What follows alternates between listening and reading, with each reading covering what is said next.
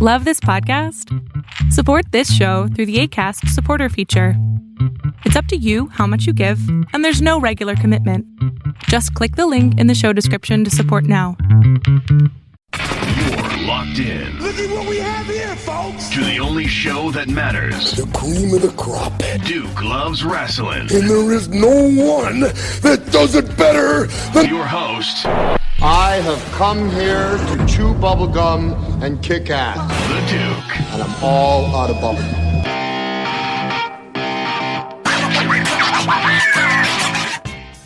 Welcome back to Duke Loves Rasslin.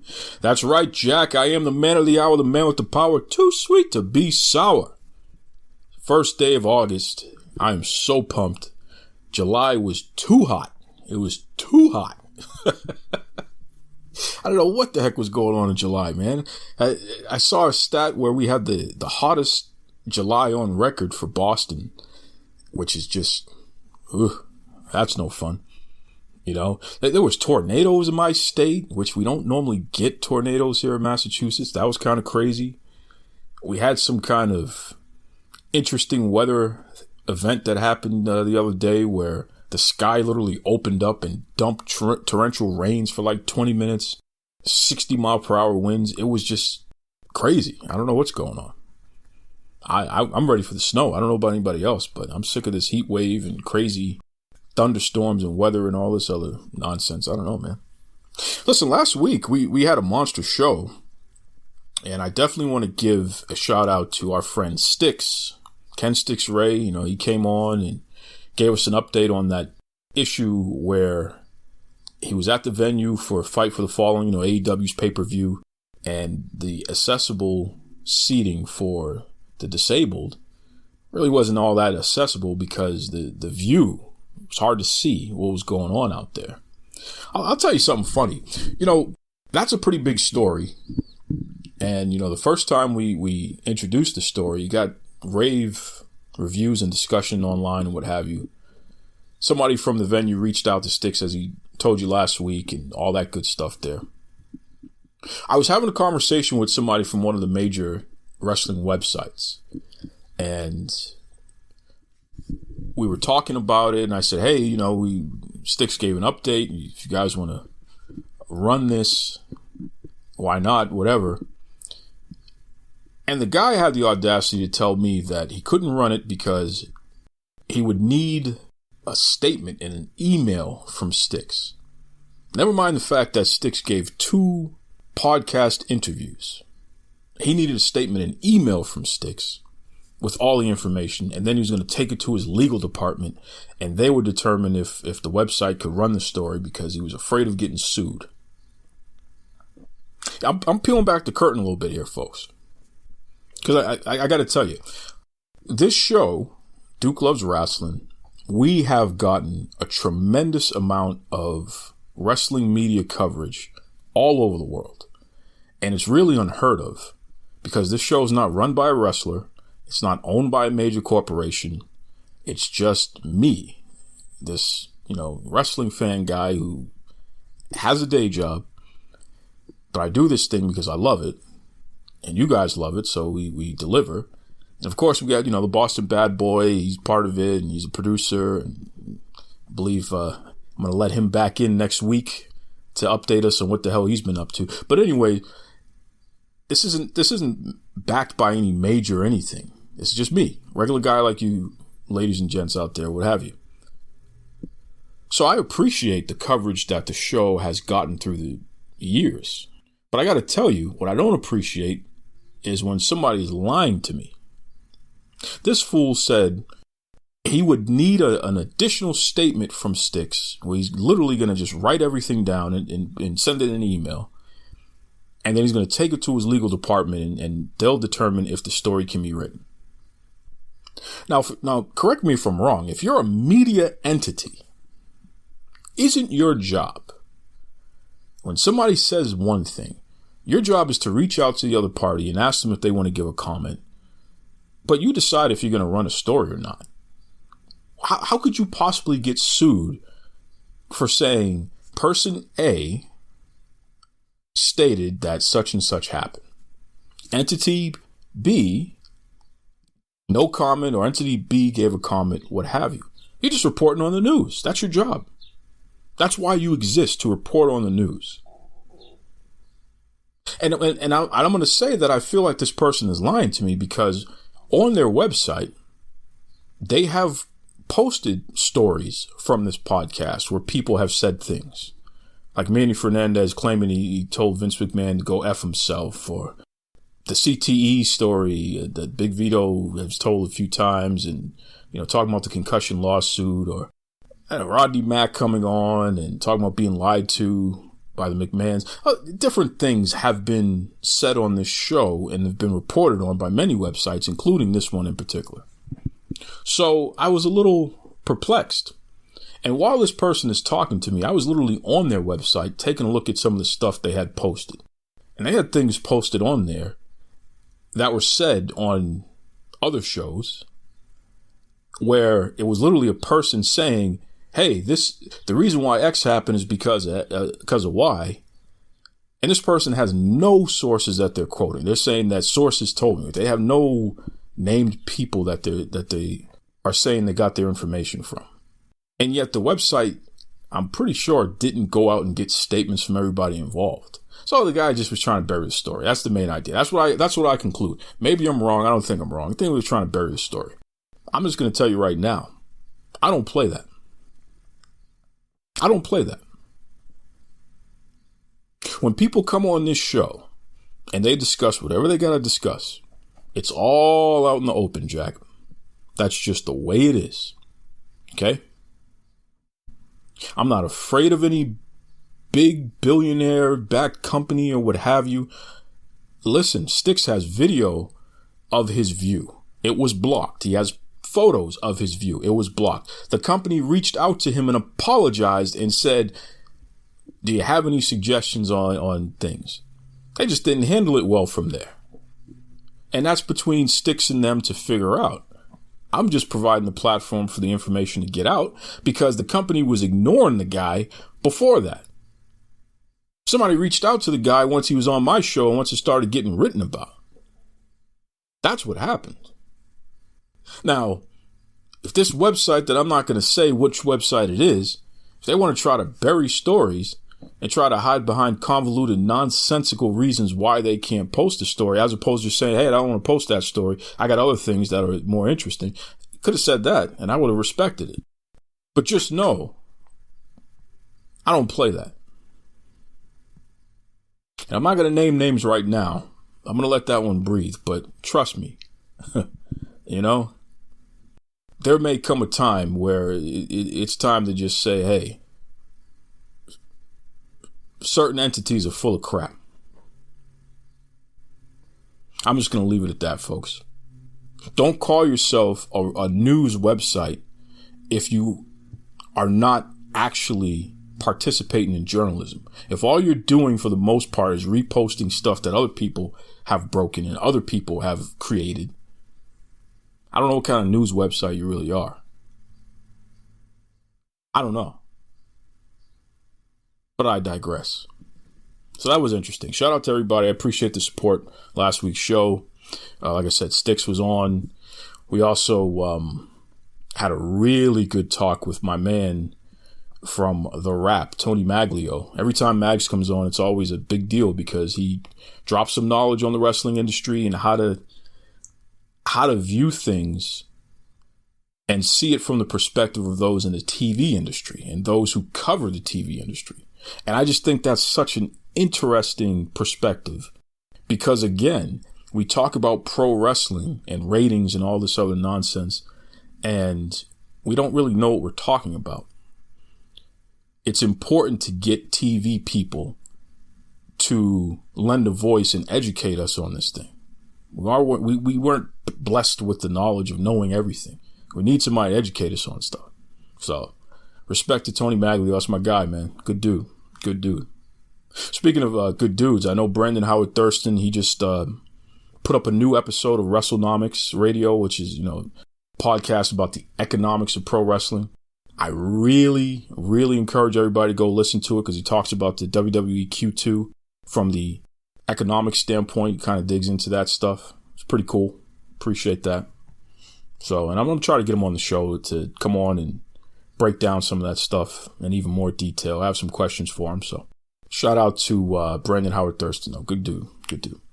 I do want to say one thing before I get into the top stories, though. I'm hearing that some knucklehead sent death threats to Brandy Rhodes for all Elite Wrestling. I don't understand. What some of you out there are just you're out of your mind. I don't understand. Why would you threaten the well-being of people? Especially people who are here to entertain you. And it's okay if you're not entertained. I get that. You can dislike and boo and pick apart and microanalyze. I mean, hey, that's what I do on this show. But come on, you're threatening to take somebody's life? What? I hope she sent that to the police. Whoever the lunatic was that sent her that. Some of you got to get it together. Get back in touch with reality, because I just don't get it, man. That's too far. Doesn't make any sense. You wouldn't want one of your loved ones to be treated like that at their job, or treated like that within the capacity of their job. So why are you treating somebody else like that? It's ridiculous. So I'm not going to spend too much time on that, because it burns me up. I don't get it, but it needs to stop. And once again, I hope whomever did it gets exposed, because it's unacceptable. So we'll leave that where it is. And with that said, we'll get into the top stories here. The Big Show gets his own show. That's right. It's kind of funny. It's called The Big Show Show. It's a series that is going to be 10 30-minute episodes on Netflix. And it's going to focus on the Big Show's daughter coming to live with him and his other two daughters and his wife. Really interesting stuff. You know, the Big Show is an interesting guy. First of all, he's a legitimate giant. So just to live when you're somebody that's that massive and that tall is tremendous. So I'm sure it'd be interesting just to see how he lives. But to go into his house and see not only how he lives, but how his entire family interacts with one another, I'm sure that's going to be a pretty interesting experience. So I'll be tuning in and hope everybody else tunes in. Once again, it's the Big Show on Netflix. So stay tuned for when that is going to debut. But like I said, I can't wait to see it, because I like the Big Show. I think he's a nice guy. I think he's an interesting guy. So should be cool. New 24/7 champion, Maria Kanellis Bennett. She's pregnant, mind you, and she's the 24/7 champion. So Mike Bennett somehow, some way was able to defeat R-Truth for the 24/7 championship on Raw. And he locks himself in the locker room, and his wife, Maria, bangs on the door and threatens to kick him in his vagina. I'm not making this up, folks. This is exactly what she said. I will kick you in your vagina if you don't open this door. And he did. He opened the door. I guess he didn't want to get kicked in the vagina. So,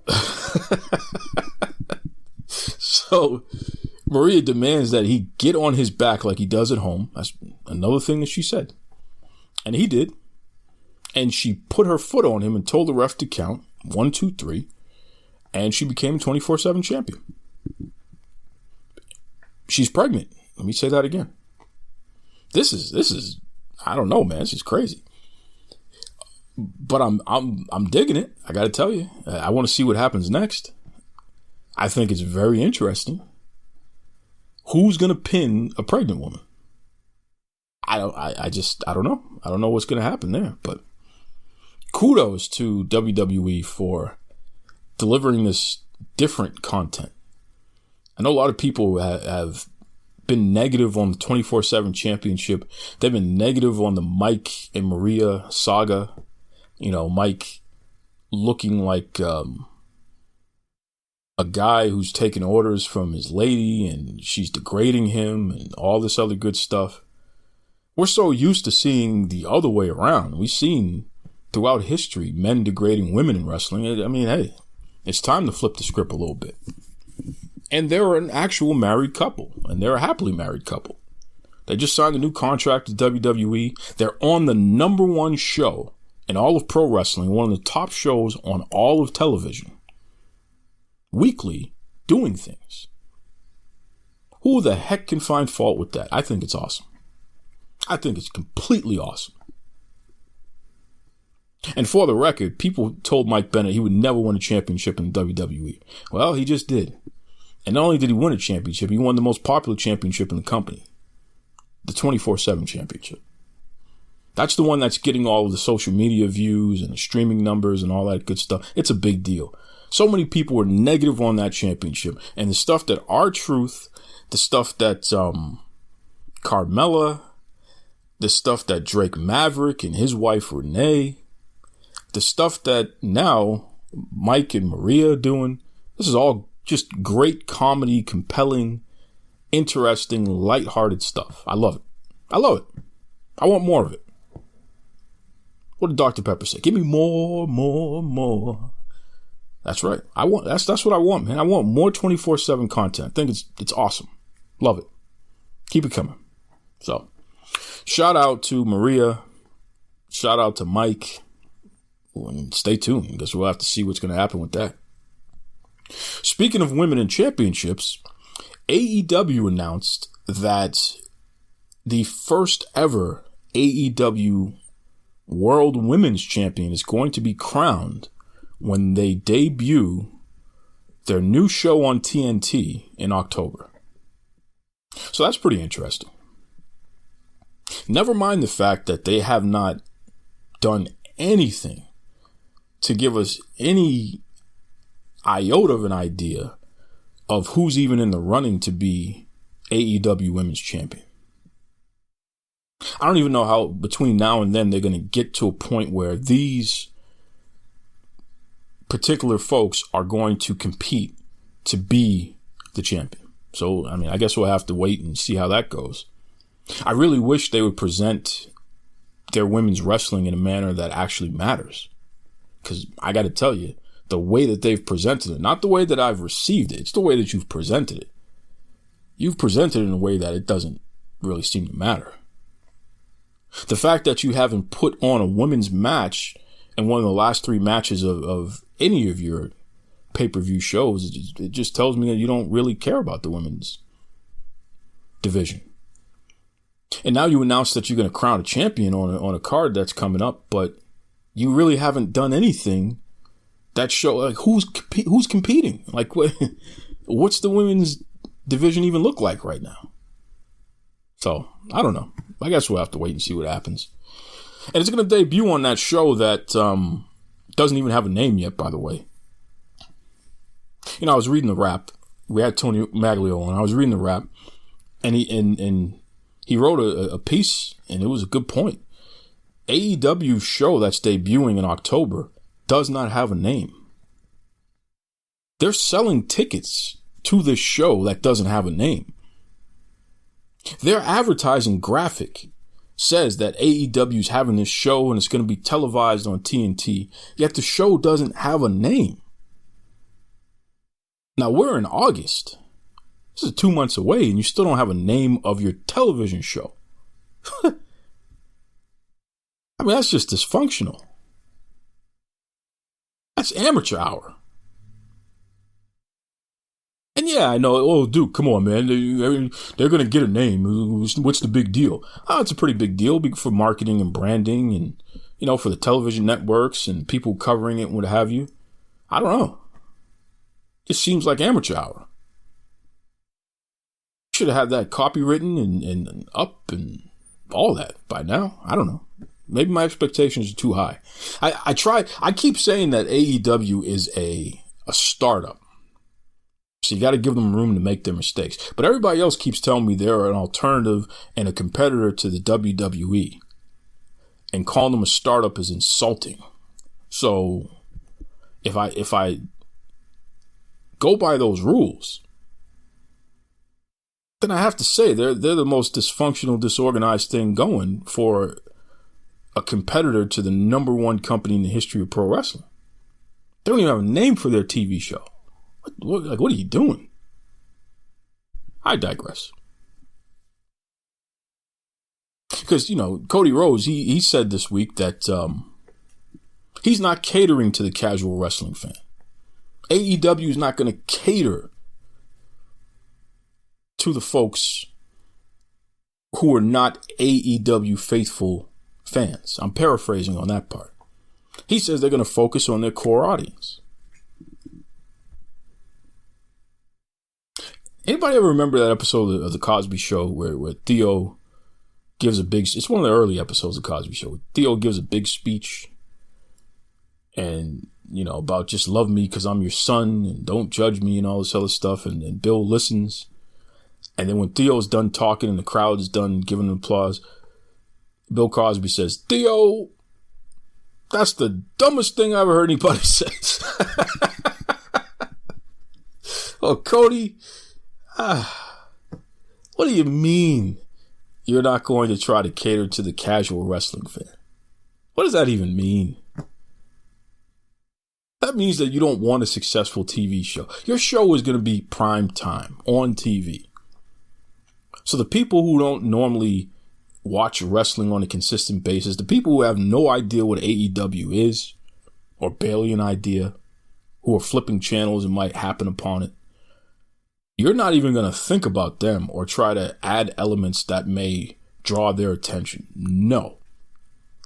The neckbeards, who are 26, 27 years old, may or may not have any interaction with the opposite sex. They just know that they want to see blood and guts and an alternative to the WWE. That's who you're going to focus on. And the hell with everybody else. I got it. We'll see how long that lasts. We'll see how successful that is. I don't know. Maybe it'll be tremendous. Maybe that's the ticket. The AEW faithful, they're the ones that are the real power in the wrestling industry. Focus on them and everything else will be all great. Maybe, who knows? I'll have to wait and see. Moving on. We lost a legend today, folks. Just a couple of hours ago, be honest. Earlier today. The king of wrestling, Harley Race. He has moved on to that great spirit of the sky. And, that's the number one story in pro wrestling right now. Because it is just heartbreaking. It's very sad. We lost a legend. WWE, they posted it. On Harley Race's official Twitter account, whoever runs that, they posted it. I guess 12:50 p.m. today, officially. He was moved on. He was only 76 years old. He was a young guy. He had some health complications. And I know some of you younger folks, you have no idea who Harley Race is. Or what his significance is to the pro wrestling industry. But here's a guy that had some amazing feuds with everybody from Terry Funk to Dusty Rhodes to Ric Flair, Junkyard Dog, and when he was in the WWF, Hulk Hogan. I mean, Harley Race wrestled everybody, man. He was the NWA champion. I think it was about 7 times. He was just class act. What they say, he's a man's man too. He beat the hell out of you and tell you why he did it after he did it. Real tough guy. Great guy. Later on in his career, he was a manager. He managed Big Van Vader and helped guide his career in WCW, which Vader was literally like the most unstoppable force in wrestling at that time. He was there for Lex Luger as well. Managed Lex Luger when Luger was champion. And during his feud with Ron Simmons, which is a very underrated feud, by the way, and Barry Windham. Just shout out to the king of wrestling, Harley Race. Rest in peace.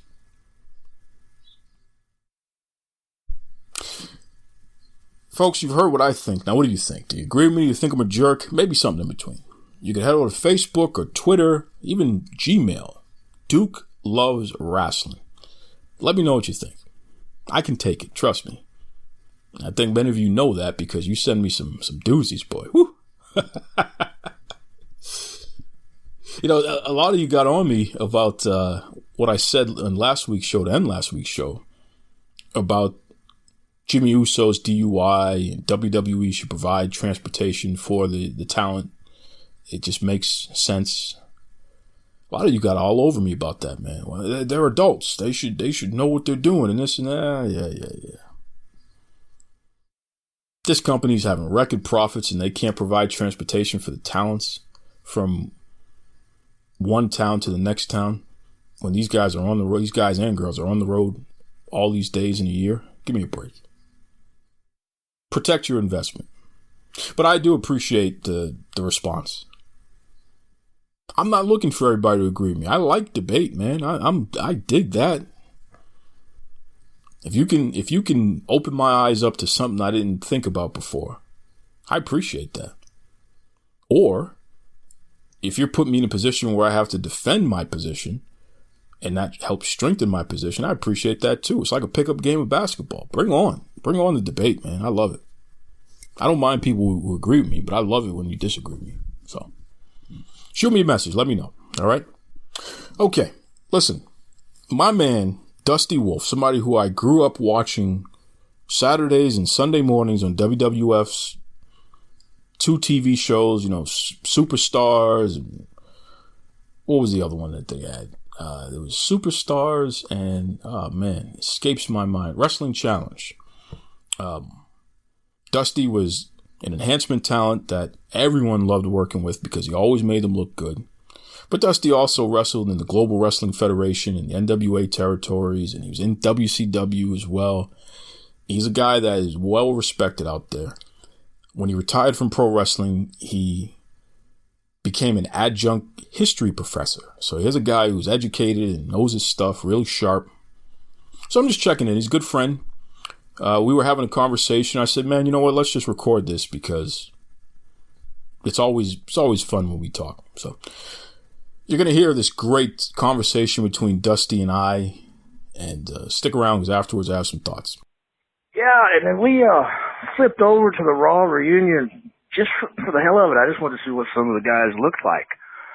And the funniest part of all that is I've got the 6-year-old son that he doesn't know anything about wrestling. Doesn't really care. He knows daddy did, but it's not a big deal to him. But anyway, as he's watching the show, I noticed that the only 2 people he really cared about was Becky and then Austin. That's pretty interesting. Becky and Austin. So what do you mean about when you say those are the only 2 people that he cared about? He would watch for a second on the entrance, you know, all the glamour and the lights and the smoke and the mirrors and all that. But once the entrance was over, he went on about his business except for those 2. And he was more captured by Austin than Becky, but he still took time to, what is she doing? What's she talking about? What? And watching her and trying to figure out exactly what was going on with her and following or trying to follow what she was doing. And I think part of it with him, it just from the way he talked, was that live crowd reaction coming through the screen for those 2. I mean, the crowd was dead. The half of the show I saw, the crowd was dead. For the rest of the guys, bless their hearts, they were. I don't know what the heck was going on with that crowd. I don't know. They've aged out of knowing who all the greats were. Yeah, that's a good point. That's a very even a 25-year-old, they're not going to know who some of those greats were. They have no clue. Becky Lynch, obviously, because she comes out with that confidence and that swagger. You know, she's the man. And I saw that that not paying a lot of attention to anything. And that half the show I saw. I mean, the first half in this way may have popped a place bigger than anything. But the only 2 responses that were worth a damn in the second half of that show was Becky and Austin. Sure. So how old? So she's over. He's 6. So he's 6. A little bit of 6. Does he watch wrestling on a regular basis? No, not at all. The only time he's ever even seen it is if, like, an old video comes up, one of his older brothers says, hey, look, we found this video of Dad. A handful of times that I was helping somebody when they would call me up, I had a good friend of mine that I would help him with his show like once a month. And that's it. That's all he ever knew about it. Wow. So he's not necessarily an avid fan yet. Not at all. When those two characters popped up on the screen, that made him stop. Yes. That's interesting. Now, what did he think about Austin in particular there? Because, I mean, this is a dude who's looking mean, and he's just walking to the ring with purpose and all this other good stuff. What did he say about him? He thought it was cool. He really did. The 6-year-old thought all the swagger and everything was cool. And then when Austin started drinking the beer, he's like, "Hey, Dad, he's got adult drinks." And I'm like, "Yeah." He's drinking them on TV. And I said, "Yeah." And he's like, "Well, you didn't ever do anything like that." And I said, "Of course not, son. I can't have you knowing half the stuff." But, just the whole Austin thing kept his interest. Wow. That's crazy. And it's funny because, I mean, Jesus, Austin was breaking in when you had already had at least a decade into the business by that point. Oh, yeah, he broke in about right. That'd be about right. 10, 12 years. Because actually, when he broke in Memphis, if I'm not mistaken. Well, it actually started in Dallas and then went out to Memphis where he got his, first, if you want to call it, break. Oh, okay. So, because I know that he did do a run in Dallas, but I didn't realize that Dallas came before Memphis. Okay. He had to have worked a few shows before he went to Memphis because Chris Adams would run those shows to keep the students, give them their first show and that sort of thing. Sure. I'm not going to speak for the man, but I'm sure he had some work in Dallas before he went to Memphis. And you know something, now that you say it, I mean, gentleman Chris Adams is the one who trained him, which, right. A world-class legend, so that makes sense. He would definitely have broken in that territory, so that makes a lot of sense. Wow, that's interesting. You know what? It doesn't surprise me that your son took to the Texans, so to speak. There, so that's. Well, of course, he's a smart Texan. He's native. That's more interesting there. So it's funny though, Dusty, because that was a reunion show where they had a lot of the wrestlers from the past, people that have made a lot of money with the business back then. And of course there was a tremendous buzz from that show. I mean, even though the crowd was dead at times and what have you, it was pretty well received. The TV ratings were up and most of the people writing about it had positive things to say about it. What does it say, though, when the stars from 20 plus years ago can still generate that type of buzz, and it may be bigger buzz than the more current stars? What it shows is the difference between the guys that were the workers and the guys that are the prepackaged cookie cutter guys. When you had to get over as the Honky Tonk Man, $1 Million Man, Hulk Hogan, you had to get over as that gimmick.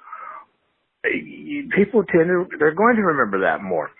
Whereas I present to you, boom, and everybody has a smoke and mirrors and flashing lights intro. They go out and do the same 5 high spots and 3 different dives and don't stand out. I mean, that's exactly what it's all about.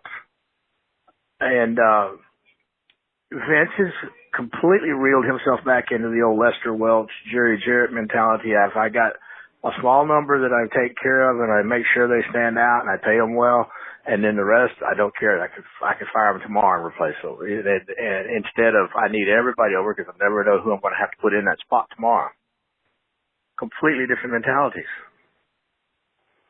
You're absolutely right. And it's really a tricky situation here because despite the fact that they don't have the same caliber of star power in the individual wrestlers, they have figured out the business in a manner to maximize profits. I mean, of course, riding a wave of the most money they've ever made in history, and they're on a streak that is probably going to last at least 8 straight years. I mean, they're in year 3, so they got at least 5 more years left of posting record profits. It's hard to change when you can pull that off, right? I don't know if they got 5 more years, but I'm sure they've got at least a good 2 or 3. Because if the ratings start tanking here, the rest of the world will follow. And right now, the ratings are still good enough. There's no concern where, and you have those countries that are willing to hand him $1 million a year for the tape and so forth. So as long as that lasts, he's good. Once that demand for the tape, that TV tape starts dwindling, falling off here in the States, the rest of the world will follow quickly.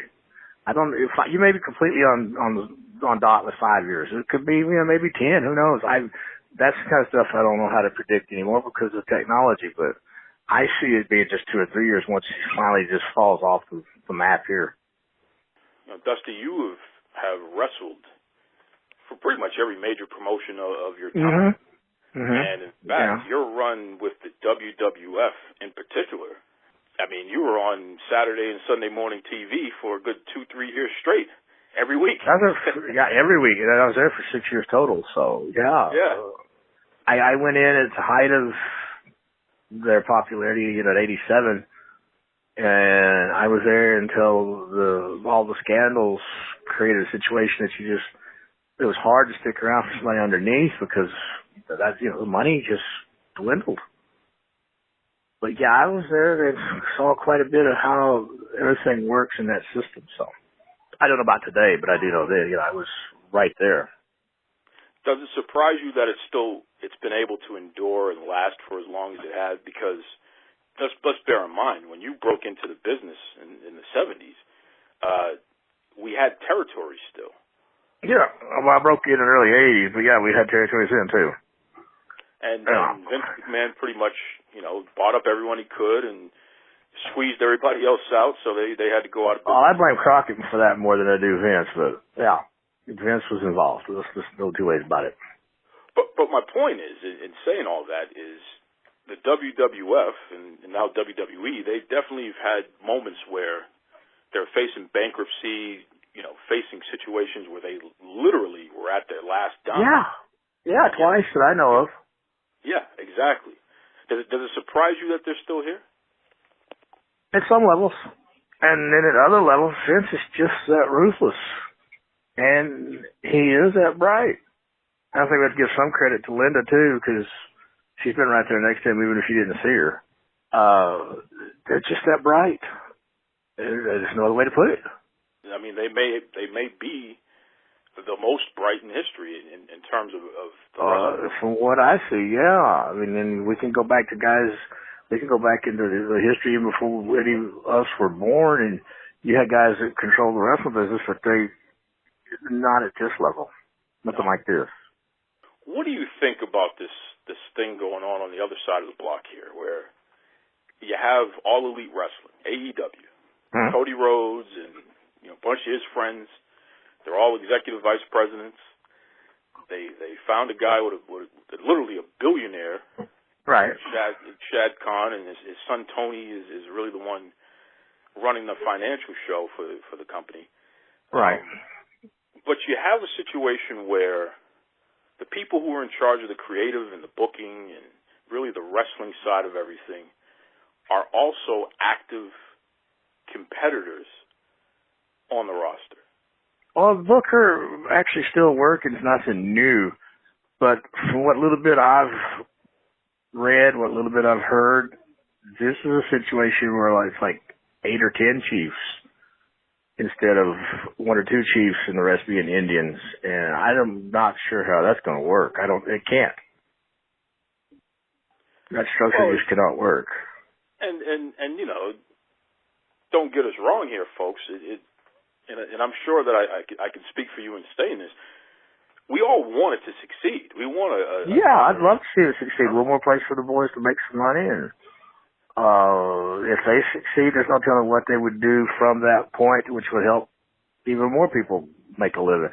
I have no issue with hoping they succeed, but I don't know if any business that every body involved in the end product is a boss. I don't know of any.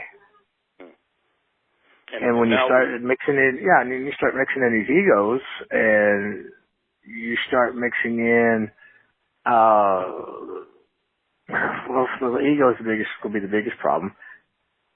and they all have say-so, and they all want this, and they all want that, and that TV starts kicking in, and they start getting recognized even more. Cody doesn't have this issue, but some of those other guys, the casual fans don't know him, and it's just a recipe for disaster. Somebody doesn't step up and take over.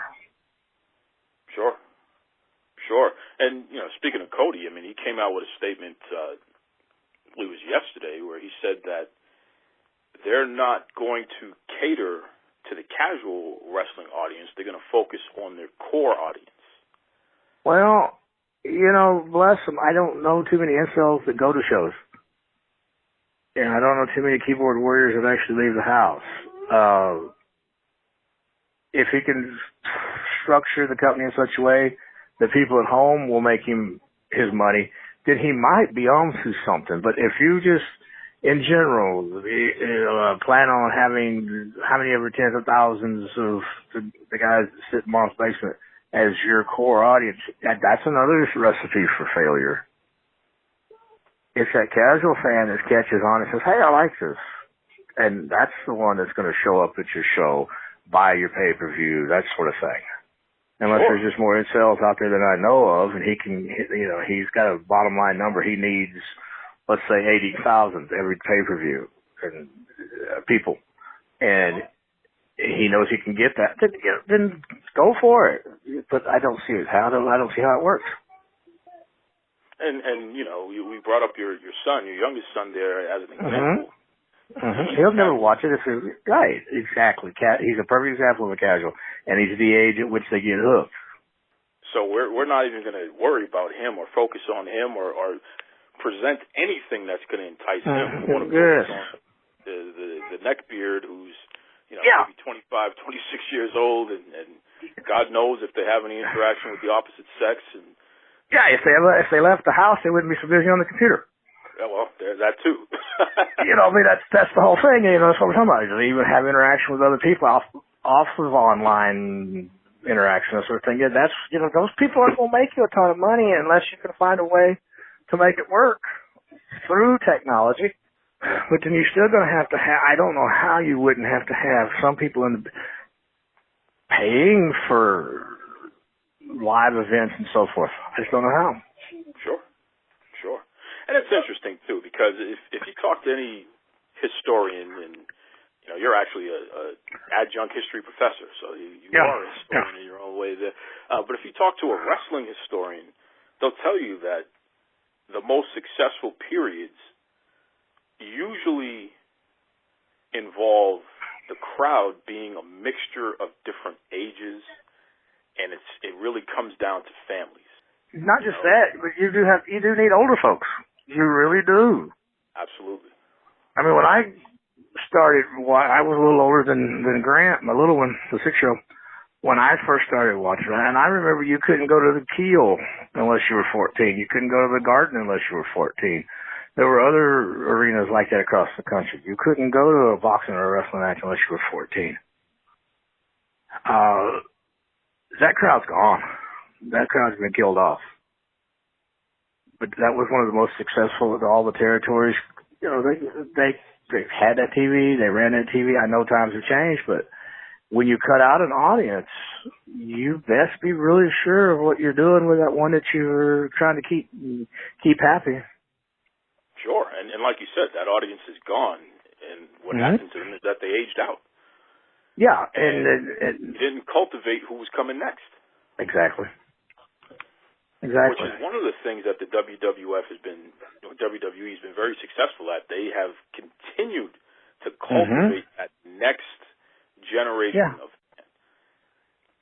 They continue to focus on these kids, going all the way back to when I was younger, and we had Hulkamania and all these colorful characters. George the Animal Steel with all the hair all over his body. And, even moving on, a guy like Mr. Perfect, who he was a bad guy, but him flip-flopping around for the Ultimate Warrior or somebody, he was just like, whoa, look at that. Or even you. He took a couple bumps for you too. It's just interesting where if you're not trying to cultivate that next generation of audience, how the hell are you going to survive? That's true. That's what I'm saying. What they're talking about in those terms I just don't see how it works. But then again, they may foolish, technology and the people that follow the technology. I just don't see it. But there's always that chance. But it seems like it's a much harder uphill battle doing that than it would be just we have a product and we want everybody to watch. What is your take, Dusty, on this other stuff that's going on, where you have a guy like Joey Ryan, he's sponsored by a porn company, and he has the move where somebody grabs his crotch and he can flip them over and all this other stuff. For me, it's completely ridiculous. But Joey Ryan's making money. Bless him, he's making money. That at the end of the day, that's what it's all about, especially this day and age where unless you are signed to a contract, there isn't any. But there's two things about his gimmick that are bad. And one has to do with wrestling in general. You try to go into the South, you try to go into the Southwest, the Midwest, and get a sponsor. You try to go get a municipal building, and somebody that's had their teenager watching Joey Ryan with the dick flip. Well, we don't really want any of that in our building. So those places are hurting a little bit. I've heard it from people, so I know I'm not just making this up. And then the other thing that's bad, and it's all on Joey, so I mean, it's up to Joey if he figures it out or not, is when people get tired of the dick flip, what does he do next? That's a good point. Got to be more than a one-trick pony. That's a good point. If he makes enough money being the one-trick pony for the next few years, then bless him. Get out, retire before you're hurt, do your thing, take the money and run. But is he? But he's still hurting. He's still hurting the towns. Not necessarily a big town like San Antonio, Austin, Houston. Those towns are hurting them. But the medium to smaller towns where a lot of the guys make any payday at all, it's beginning to hurt a little bit because they see this and they're like, well, we don't want that. You're going to do that? We don't, no, we don't do that. Well, we don't want that. And what you're saying still comes back to what we were just talking about, where family-friendly entertainment. Mm-hmm. And it's something that Vince McMahon touched upon on his Q2, the quarterly reports. They had a big conference call, and he pointed out the fact that WWE is not getting away from a PG product. They're going to stay PG. Now, there are ways that they can present certain storylines where they can get a little edgier because they definitely haven't even touched the line yet for the last number of years. He said, but they're not going to be blood and guts or anything like that because basically, I mean, you'll chase your sponsors away. And I can see, especially being concerned with that in some of the countries in which the country's run by religion. I could certainly see why he's that way.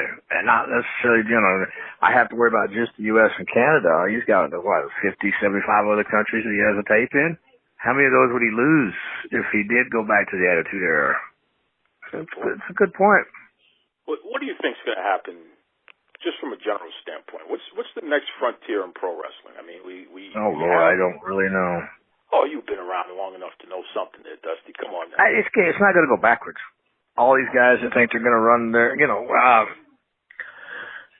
it's not going backwards. I could see a third big company popping up. Maybe. I don't know. Vince has got his fingers in so many of the potential candidates that they're not going to ever get big. It would have to be something like Cody that just does it from scratch. Maybe. Otherwise, I just see it going the route it's going. Vince controls everything. Everybody responds to Vince.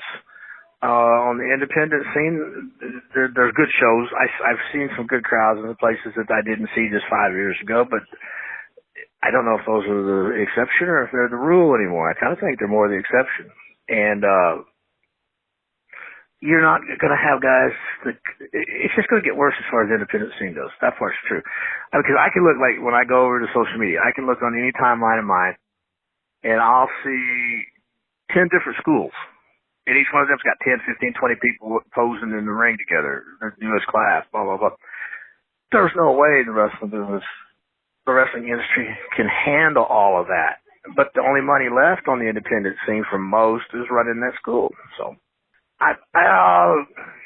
having said all that, WWE is still going to be this right there. They're going to be a standard bearer for probably the rest of my lifetime. I could actually see AEW doing something if they get a boss. Third company, there's room for a third company. Independent scene, I don't see it doing anything. I see the houses that I've been seeing recently, the good ones, I see those fading like every other cycle we've ever seen in wrestling. I see it the next year or two, and as much for any other reasons as they just bringing in too many guys. Too many green people. And eventually the schools are going to kill themselves off, just like the wrestling territories killed themselves off. That's probably another 3-4 years down the road, but you're going to start seeing the schools close up constantly, one right after another. Yeah, I mean, we're seeing it.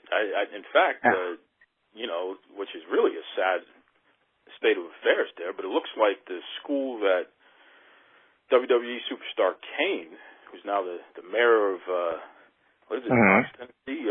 Knoxville County, Yeah, it looks like his school that he had with Tom Pritchard, I think they're going to be closing up, if they haven't already. Yeah. Like here in San Antonio, there's a couple schools that if anybody was to ask, I'd say go talk to one of these two guys. And once you get past that, there's still 4 or 5 other schools. Three that I can think of. Off the top of my head, I could point you right to and say those. There's other. So that's 5 schools in San Antonio. There's no way South Texas needs that many new people coming into the business. And that's not even counting the handful that are down south of me toward Corpus and the Mexican border. That's not counting what's out in West Texas or going towards Houston or 80 miles up the road in Austin. So, I mean, they're going to kill it off. That's going to kill off the independent scene. I just don't know when. Wow. So the schools might be the next territory, basically.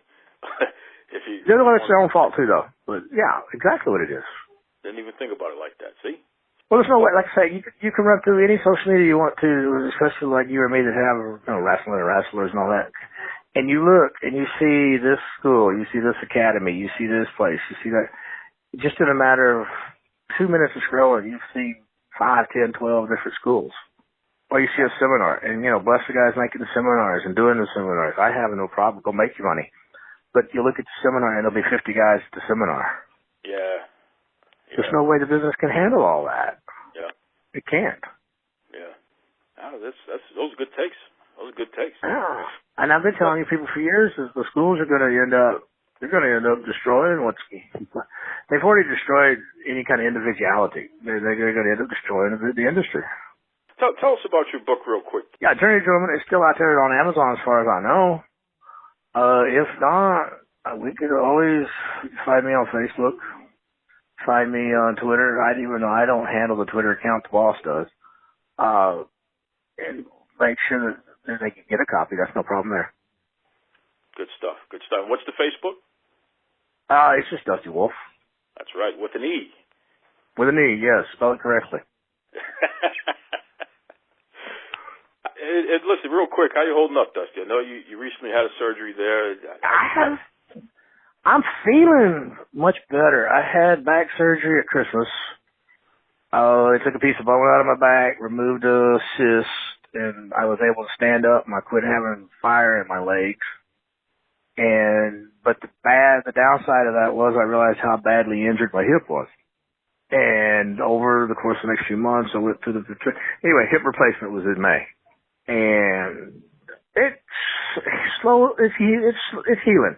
It's slow. I got a little sick right after surgery. Just typical flu type symptoms where you're not able to get up and do what you want to do, but I'm walking without any assistance right now. I'm still limping, but I've thrown the walker away, thrown the cane away, feel good. Probably going to have to have some knee surgery this coming Christmas, and after that, I think I'm done. So you literally are going to be what Bobby the Brain Heenan would always say. You're going to be a humanoid. Real close to it. Yeah, the only hardware they put in is the hip. My back, there was no hardware. So I escaped that issue. It was just a matter of taking a little piece of bone out and then taking a cyst out. My knee, unless something drastically happens between now and the end of the year, I won't have any hardware there either. They're just going to go in and scope it and clean it and see if they can't get me in a better shape there. But yeah, the hip was completely everything from top to bottom. Yeah. That's got to be all those bumps you took through the years, huh? It's exactly what it is. That and just the arthritis that comes from little injuries that you don't have treated, you don't take care of, and because you keep going, because you got to keep making the money. Yeah. But that's it. That was the life. But you got any last words for your fans out there? Well, if I still have any, thanks for being a fan. Thanks for remembering. Keep the faith. I could be wrong on everything, and I don't see us going back, but I could be wrong and things could improve. Keep the faith. It is always a pleasure when I get a chance to talk to Dusty Wolfe. I really got a lot of time for that guy. Just a great dude. Really great dude. It's fun talking to him. He's very well versed in the business aspect of pro wrestling. He lived it, very thoughtful person. Just really on his stuff. So appreciate you, Dusty. Hope you continue to get well from those surgeries and what have you, and best to your family. Good guy. It's interesting, folks. I was taking a look at some things online because I have a group, Duke's Rasslin Crew. It's a private wrestling group. Some of my core audience are in there, and wrestlers and bookers, referees, a lot of a really interesting mix of people are involved in this group. And they're a nice sounding board for things and give perspective and what have you. In fact, we had a poll where I asked, what do folks think CM Punk is going to do next? CM Punk had talked about how every time he talks to the folks over at All Elite Wrestling, they kind of misrepresent. He didn't use those words, but that was the gist of what he was saying. They misrepresent the interactions he has with them. As soon as he talks to them, they go out to the media. Oh, I talked to Punk. Tony Khan. Oh, I got a great relationship with Punk, even though Punk said he doesn't really know Tony Khan at all. When he talks to Cody Rhodes goes out there and says he was just talking to Punk. They're using his name to put themselves over, basically. But I put out a poll and I asked, what do you think CM Punk's going to do next in his career? Because Cody Rhodes said he wouldn't be surprised if Punk goes back to WWE. And, surprisingly, the majority of you said that you believe he's going to join All Elite Wrestling. Some of you said that you don't think he'll ever wrestle again, which I don't think he'll ever wrestle again. But the majority of you say he's going to join All Elite Wrestling. That'll be interesting. StarCast, which is the greatest pro wrestling convention ever, my man Conrad Thompson, he puts that on. That's going to be happening at the same time as the next All Elite Wrestling pay-per-view. So, of course, there's speculation that Punk is going to be there at the All Elite Wrestling pay-per-view. But Punk has been very vocal about the fact that he's not going to be involved in that at all. It has nothing to do with it. So, hey, we'll wait and see what happens, but it's interesting. It's all interesting. I don't know. But it's funny because there was a graphic going around. A guy by the name of Garrett Kidney, and he's at Garrett Kidney on Twitter, I guess. He was taking a look at the SummerSlam card that's coming up. SummerSlam's about 2 weeks, right? And on the card, he listed the matches that we know are going to happen. And how many times the people in the matches have wrestled one another. I guess this would be have wrestled one another either on pay-per-view, possibly pay-per-view and TV. Because some of these numbers, all these numbers seem kind of low to me. Because I know that, with the house shows, they usually have the wrestlers who are going to be battling each other on pay-per-views. They get the kinks out on the house shows, live events. But just listen to this. Lesnar versus Rollins. This is going to be the 4th time we get that. Becky Lynch versus Natty. It's going to be the 8th time we get this. Bayley versus Ember Moon will be the 1st time. Kofi versus Randy Orton, the 9th time we're going to get that. Kevin Owens versus Shane McMahon, the 2nd time, and a rematch from Hell in a Cell. Finn Balor versus Bray Wyatt, the 4th time. AJ Styles versus Ricochet. This is the 4th time. Charlotte versus Trish Stratus, the 1st time we get that. And The Miz versus Dolph Ziggler. This would be the 23rd time those guys lock up, according to Garrett Kidney. And I don't know what he used to get those stats. I got to imagine these have got to be a combination of pay-per-view and TV matches, I'm assuming. I know the Kofi and Randy Orton number of 9 seems kind of low, but I'll take his word for it, whatever. But it's interesting because there is a population of you out there that have a problem with seeing wrestlers who have wrestled one another before be on pay-per-views having another match, or even being on Raw or SmackDown having another match. And I got to tell you, I just think that you're crazy if you have a problem with wrestlers wrestling each other for the 8th time or the 9th time or the 23rd time. The more a wrestler wrestles another wrestler, the more familiar they get with one another. The more familiar they get with one another, more often than not, the better the end result is. They have a better match because they have a feel for one another. They know what the other person's going to do. This is why the Ric Flair, Ricky Steamboat feud was such a big deal historically. If you go back and you take a look at the feud between Yoshihiro Tajiri and Super Crazy in ECW, or even Dean Malenko and Eddie Guerrero all over the world, same concept. Same concept. Sting and Ric Flair. Same concept. Right? When you wrestle somebody over and over again, you get used to them. They get used to you. The end result is going to be something special. Most often than not. Or at least it's going to be better than it was previously. Sasha and Charlotte. They always have great matches with each other. Always. I just don't understand what's going on in this day and age where it's just like people have such short attention spans that the basic concept of a wrestling feud is something that bothers them. It's a feud. They're supposed to wrestle each other multiple times over a period of years. It's a feud. Let me tell you something. You can give me New Day versus Usos every single week, and I will never get tired of it. And you know why? Because those guys are two of the greatest tag teams of all time, and when they wrestle each other, it is magic. It is magic. And I'm like, oh man, I just saw this last week. Man. And then it's like, oh my God, this is such a good match. Every time. It's called a feud. You can't be a good dancer without a good dance partner. Okay? At least not in like ballroom dancing and what have you. Come on. And it's crazy because, you know, your favorite sports teams, they play each other numerous times a year, every year. Right?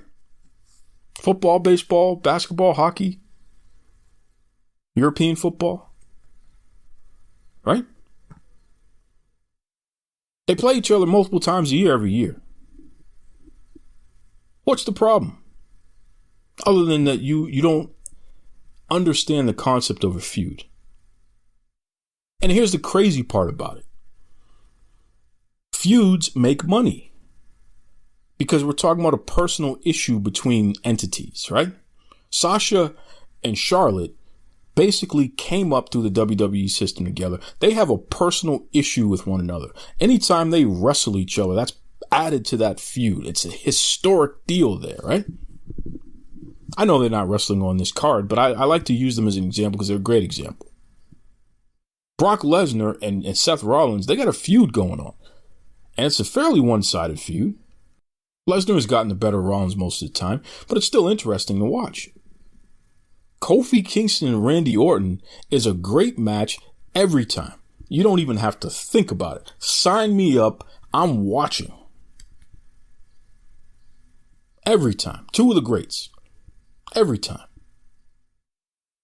There's nothing wrong with a good feud. And feuds make money. That's why you got the Red Sox and the Yankees.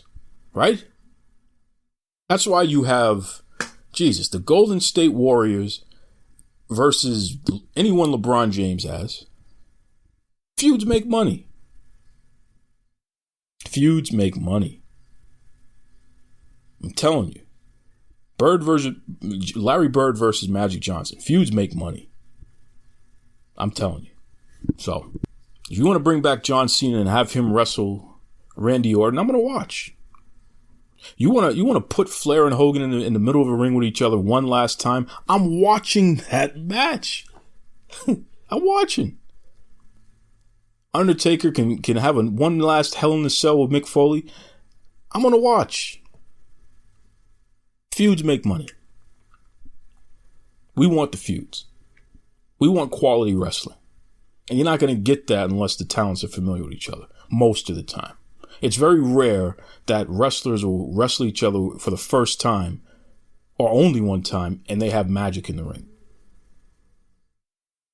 One of those wrestlers is going to have to be like a Ric Flair wrestler where he could take Sting, who he's never wrestled with before, go 45 minutes with him at Clash of the Champions, and it was an instant classic. That hardly ever happens. Feuds make money. Like I said before, folks, you can head over to Facebook, Twitter, Gmail. Type in Duke Loves Rasslin. Send your comments. Follow the page. Make sure you follow the podcast, obviously. Join us next week when I'll have another great guest. We'll talk about some other great stuff. In fact, I think I'm going to go over the SummerSlam card in detail next week. So, we'll see how that goes. Until then, be kind to yourselves. Be kind to others. It's the Duke signing off saying, take it away, Tony Schiavone. Mr. Tony Schiavone, and we're desperately out of time on Duke Loves Wrestling.